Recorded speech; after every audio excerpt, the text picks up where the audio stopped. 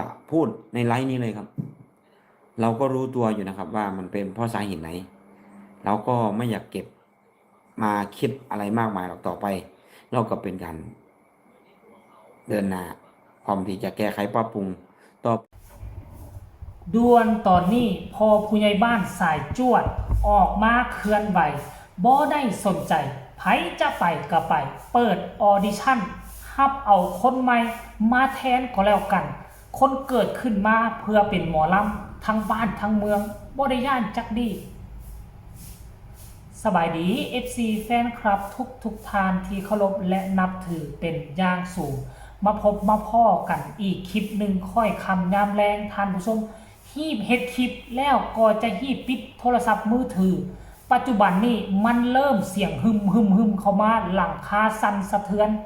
เนาะต้องเตือนภัยไปยังพี่น้องฟังลาวฟังไทยอยู่ใกล้และไกลพายุเข้า2 มือติดมือวานนี่กับมือหนึ่งไฟดับแต่ได้ยินบ่โอ้หมู่บ้านนี่ก็แนวนี้แหละหมู่บ้านนี่เป็นตอน4 โมงไฟดับตั้งแต่ตอน3-4 โมงจนฮอดประมาณตี 4 5 ทุ่มหมู่บ้านนี่5 ทุ่ม11 โมงเกือบเที่ยงคืนมามือนี่มันเอาอีกเลยเด้ซัดเข้ามาลุมนี่สิเฮ็ดคลิปทันบ่สิคว้ากินทันบ่นี่ท่านผู้ชมเอ้ยเพราะว่าใช้เตาไฟฟ้าคันไฟดับจบเฮกันแน่นอนได้ไปซอกฟื้นมาดังไฟแน่นอนท่านผู้ชมเอ้ยขอให้บัดต้มกระดูกให้มันสุกก่อนสิเฮ็ดเฟอโอ้หากระเว้านี่ตกใจบ่ทันไปฮอดเรื่องใดสำนะท่านผู้ชมเอ้ยมาต่อให้มันแล้วซะดราม่าที่มันเกิดขึ้นทั้งแม่พรทั้งพ่อผู้ใหญ่บ้านสายจวดสุดแล้วแต่เสียใจแม่พรถึงขั้นห้องให้เสียน้ำตาล่าสุดมือสวยนี่ทั้งพ่อผู้ใหญ่บ้านสายจวดออกมาเคลื่อนไหวเพิ่นกับขั้นก่อนแล้วนี่ว่าเพิ่นเป็นผู้หญิงเพิ่นกับน้ำตาแตกยังใครว่าเพิ่นเป็นผู้ชายบ่ให้ไผเห็นน้ำตาง่ายปานนั้นแต่ว่าเบิ่งสีหน้าท่าตาเพิ่นเสียใจที่สุด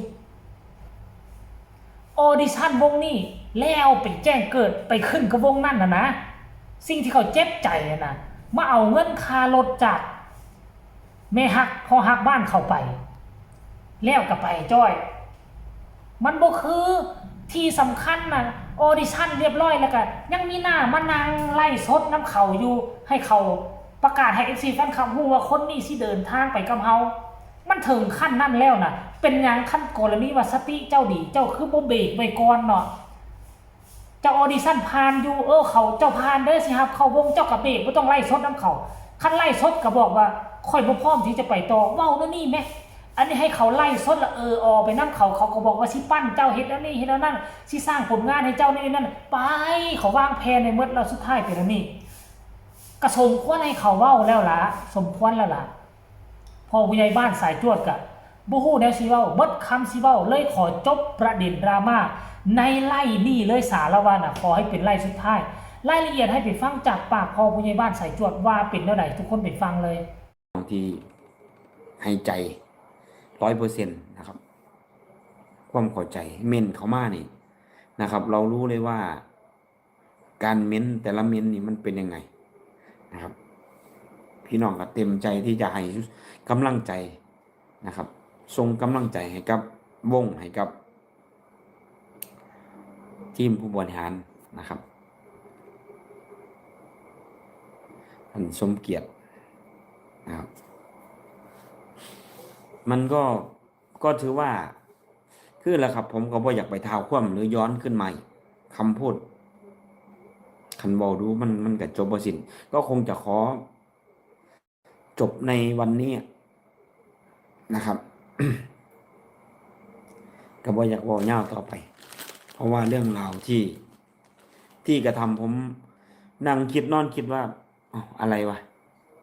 เขาทำกับเราได้ขนาดนี้มันก็ไม่เหมือนกับอันอื่นหรอกไม่อยากไปที่เปรียบเทียบแต่ในขณะที่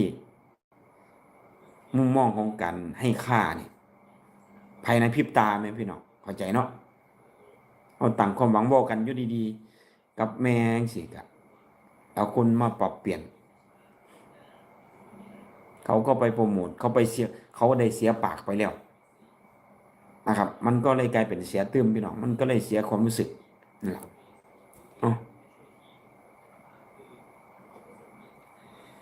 เนาะนะครับตั้งรักไม้เฮาพี่น้องรักเฮากันพยายามที่จะเห็นให้มันมีโตคำมีหลักฐานที่ดีขึ้น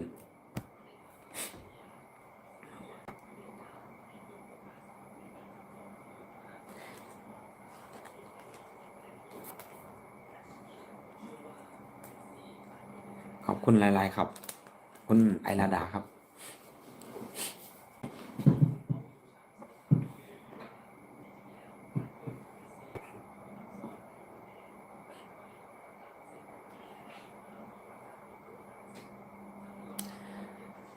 แต่ก็ยังมีสัญญาณดีๆหลายเรื่องหลายเล่าด้วยดอกพี่น้องที่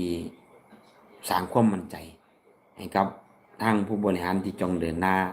ต่อไปนะครับผมก็ยังมีความภูมิใจอยู่ว่าบุคลากรที่มาเสริมทัพแล้วก็หลายๆภาคส่วนที่จะมาเสริมทัพมันจะเป็นโปรเฟชชั่นอลขึ้นมาอีกนะครับเราก็จะทำให้ความมั่นใจของท่านเจ้าภาพและผู้ว่าจ้างเพิ่นเนี่ยเพิ่นก็สิมีความมั่นใจของเฮาที่ผ่านมาแล้วก็ด้วยความมั่นใจของเครดิตกับความมั่นใจของเฮามันก็เสียมา 2-3 ปีอันนี้ผมก็พูดในไลฟ์นี้เลยครับเราก็รู้ตัวอยู่นะครับว่ามันเป็นเพราะสาเหตุไหนเราก็ไม่อยากเก็บมาคิดอะไรมากมายหรอกต่อไปเราก็เป็นการเดินหน้าพร้อมที่จะแก้ไขปรับปรุงต่อนี่นะทุกคนการที่เว้าของเราก็หลีกเลี่ยงไปหลีกเลี่ยงมาอาจจะบ่อยากให้มันกระทบกระทั่งกระแทกกันแต่เข้าใจความรู้สึกดีเพราะปกติแล้วพอผู้ใหญ่บ้านสายจวดนี่เราเป็นคนที่บ่มักเว้ามักว่าได้เราเป็นคนที่บ่ค่อยเว้าบ่ค่อยว่าบ่คือกับแม่พรพิรดีแม่พรพิรดีนี่ซัดออกรถได้จวดพอผู้ใหญ่บ้านสายจวดนี่เป็นคนที่บ่เว้าบ่ว่าเนาะบ่เว้าบ่ว่าแต่ด้วยภาระหน้าที่ด้วยวงการหมอลำมันจำเป็นต้องเฮ็ดให้เราเว้าแล้วว่าเราก็เลยฝึกฝนรอหลอมจึงเว้าออกมาได้ซ้ำนี้คันคือค่อยนี่แหมคันมาเฮ็ดกับวงค่อยนั่นน่ะยาสุรอดไปเลยนะยาสุเหลืออย่างนั้นนะสิซัดให้มันจนมุนอีปุ้ยหั่นนะแต่ยังโชคดีซื่อๆมาเจอกับคนนี่เขาเจ้าก็มูฟออนได้ไวทันสมมูฟออนไปไวก็เห็นใจหั่นแหละเอ้าผู้ใดเข้ามาแล้วเห็นแบบซี่กับพวกเจ้าก็รู้สึกได้ขั้นสงสารเห็นใจเพชรลำเพลินกับสิ่งที่พวกเจ้าที่จะสนับสนุนให้วงนี้ไปโตได้โมเมนต์เงินคำกับแก้วโมเมนต์เงินมอหลอกมาไล่แต่อย่างใดเนาะให้ทุกคนขอเพียงแต่1 ไลค์ 1 แชร์เป็นกำลังใจให้เพชรลำเพลินก็แล้วกันหรือจะเข้าไปคอมเมนต์เนาะแสดงความคิดเห็นให้กำลังอกกำลังใจค่อยไปสังเกตบ้างแล้วในขณะที่พอผู้ใหญ่บ้านสายจวดเพิ่นไล่สดอยู่เนี่ยก็ยังมีคนคอมเมนต์เข้ามาดูมินดูถูกดูแค้นเราต่างๆนานายังบ่หยุดบ่หย่อนพร้อมเอาศิลปินก็มีเหรียญมันมี2ด้านอยู่แล้วทุกเหตุการณ์ที่มันเกิดขึ้นบนโลกนี้เหรียญมันมี2ด้านก็เอาว่าต่างแต่ว่าไผสิมูฟออนได้ไปไวสำหรับตัวศิลปินนะอ่านบ่มีผลกระทบหยังแต่วงมันที่มันมีผลกระทบหลายเนาะก็ฝากทุกคนกดไลค์กดแชร์กันแล้วกันเด้อทุกคนเด้อที่สำคัญอย่ากดข้ามโฆษณาผู้ใดมีคำตำหนิติชมคำคิดคำเห็นแนวใดอยากแสดงคำคิดคำเห็นก็จงแสดงมาได้ทางใต้คอมเมนต์สำหรับคลิปนี้ลาทานผู้ชมไปก่อนสบายดี